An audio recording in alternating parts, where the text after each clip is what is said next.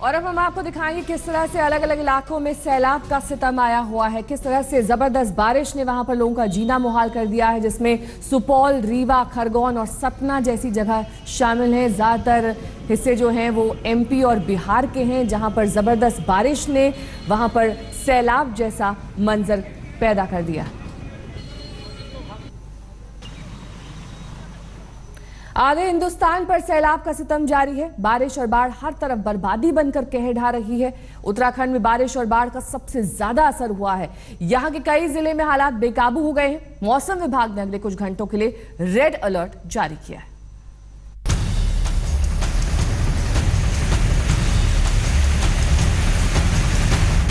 उत्तराखंड में आफत का रेड अलर्ट।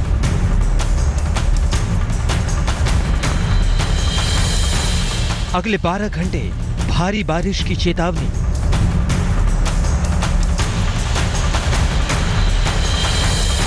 पहाड़ों पर बारिश और बाढ़ का डबल अटैक।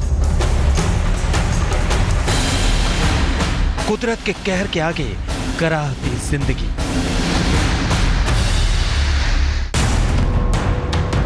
सैलाब के आगे सड़कें समंदर बन चुकी हैं। घर बाढ़ के पानी में डूब चुके हैं। कारें, मोटरसाइकिल सब पानी की लहरों में समा गई है। जो जहां है वहीं फंस कर रह गया है। इंसान तो इंसान, बेजुबान भी बारिश और बाढ़ की मार से परेशान है। उत्तराखंड की राजधानी देहरादून बारिश और बाढ़ की सबसे ज्यादा मार झेल रहा है। यहाँ भारी बारिश का दौर खत्म होने का नाम नहीं ले रहा है। लगातार जारी भारी बारिश की वजह से देहरादून में बहने वाली कई नदियों की लहरें बेकाबू हो गई हैं। यहाँ से गुजरने वाली बांदल नदी भी उफान पर आ गई है और अपने किनारे तोड़ने लगी है, जिसके चलते इसके आसपास बसे गांवों पर बाढ़ का खतरा मंडराने लगा है। लेकिन गांव वालों के पास सिवाय नदी के किनारे खड़े होकर तमाशा देखने के अलावा और कोई चारा नहीं है। बात अगर हम देहरादून की करें तो चाहे वो बिंदाल नदी हो, रिस्पना नदी हो या फिर ये बांदल नदी हो, हर तरफ पानी का ऐसा ही बहाव है, क्योंकि 24 घंटे से ज्यादा हो चुके हैं बारिश को होते हुए। यहाँ पर लोग हमारे साथ खड़े हुए हैं। आप यहाँ किस लिए खड़े हुए हैं? हम सुबह से इसलिए खड़े हुए हैं, हम एक तरफ से चौकीदारी दे रहे पूरे गांव की। जो ऊपर से पानी का बहाव आ रहा है, जो बादल फटा, इसको पानी को देख रहे हैं कि पानी कितना बढ़ रहा, कितना घट रहा है। पानी जो घटने का नाम तो ले नहीं रहा, लेकिन बढ़ ही रहा है। यहाँ पे पुस्ता दे रखा, आधी तो बह गया। अगर बारिश का दौर नहीं थमा तो बांदल नदी की लहरें और बेकाबू हो जाएंगी और आसपास के गांव इनकी भेंट चढ़ जाएंगे। यही नहीं, देहरादून में कई जगहों पर बाढ़ का पानी सड़कों को भी अपने साथ बहा कर ले जा चुका है। ये लगभग 200 मीटर के आसपास की जो रोड है, ये पूरी तरह से पानी में बह चुकी है। पानी की तादाद इतनी ज्यादा है, आप अंदाजा लगा सकते हैं कि बोल्डर जिस तरीके से पानी के अंदर से मूव कर रहे हैं, उनकी आवाज इस तरीके से मूव करते हुए सुनाई दे रही है, वो बेहद डराने वाला है। इस बार सबसे खतरे की बात यह है कि मौसम विभाग ने देहरादून में रेड अलर्ट जारी किया है। यहाँ अगले कुछ घंटों में भारी बारिश की चेतावनी जारी की गई है। ऋषिकेश में भी गंगा की लहरों ने रौद्र रूप अख्तियार कर लिया है। लगातार हो रही बारिश की वजह से गंगा के जलस्तर में बढ़ोतरी हो गई है और ऋषिकेश के कई इलाके जलमग्न हो गए हैं। आप देख सकते हैं कि नेपाली फार्म इलाके में बारिश और बाढ़ ने किस कदर कहर बरपाया है। सड़कें तो पानी से लबालब हैं ही, घरों में भी पानी घुस चुका है। कारें, मोटरसाइकिल सब पानी में डूबी हुई है। एक बेजुबान भी बाढ़ के पानी में फंस गया। तब एक शख्स ने इसकी मदद की और इसे पानी से बाहर निकाला।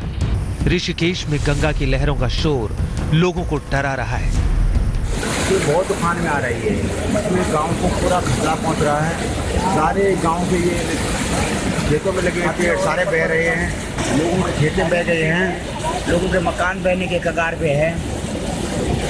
ये खतरा गांव के लिए बहुत भयंकर है।